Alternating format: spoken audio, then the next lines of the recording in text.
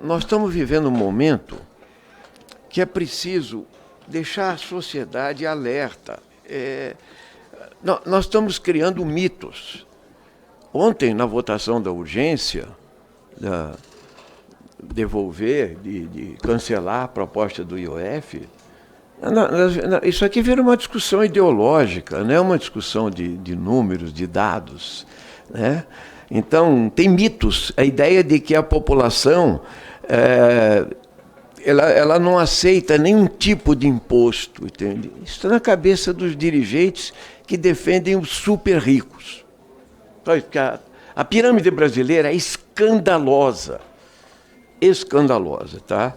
E essa ideia de que a nação, quando você tributa, você inibe crescimento econômico. Não é real. Porque tem gente que acha que não precisa mais de Estado, então não precisa mais de arrecadação. Só que, quando vem um fato como o do Rio Grande do Sul, teve deputado que é contra o Estado e pediu que cancelasse a dívida pública do Rio Grande do Sul. 100 bilhões, deputado Lira. Vossa Excelência era o presidente na época. Poxa, como assim? Um sujeito que diz que não tem que arrecadar impostos, depois pede que o Estado socorra com 100 bilhões, como todos os Estados pedirão a anulação da dívida também. Então, aqui, o que nós estamos vivendo é o seguinte: o que nós estamos discutindo aqui é só um pedacinho do que é a renda, é só uma sinalização, que eu diria simbólica, que a progressividade é necessária diante do que nós vivemos. Então, duas coisas que foram colocadas pelos nossos debatedores, que primeiro, né, o reescalonamento da renda.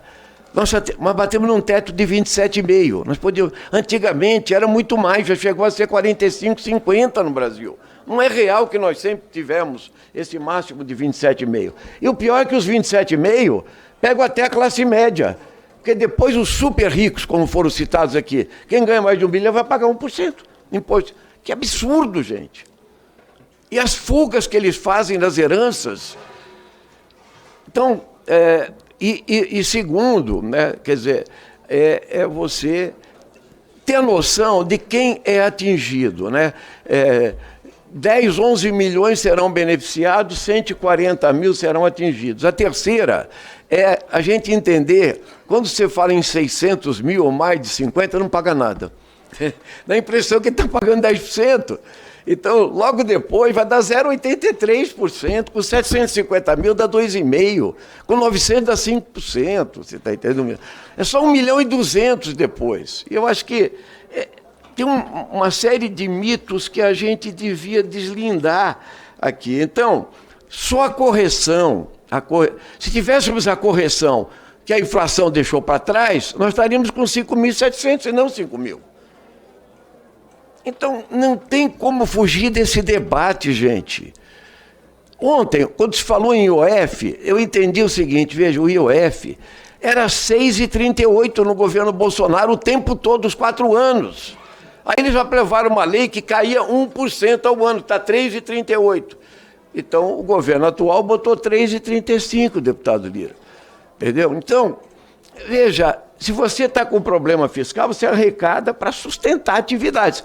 Agora, o que está acontecendo no Brasil é que uma parte da elite brasileira e do próprio Congresso não tem mais resistências a dizer, vamos cortar os pisos constitucionais.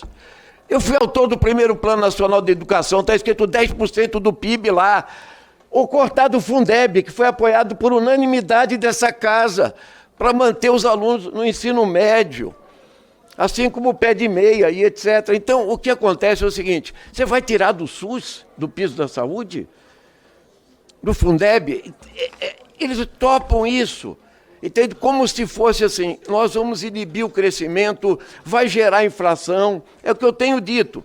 Então, o que eu estou entendendo é o seguinte, nós precisamos, as professoras, inclusive, particularmente, detalharam, e o nosso companheiro aí, detalharam o que você arrecadaria, entende? E qual é a sinalização que você dá para a sociedade de justiça fiscal e a sinalização que você dá de progressividade. Aqui não tem imposto sobre herança, é 4%, entendeu? É um escárnio o Estado de São Paulo pagar 4%. Na reforma tributária, nós jogamos tudo para 8%, deputado Lira. Entende?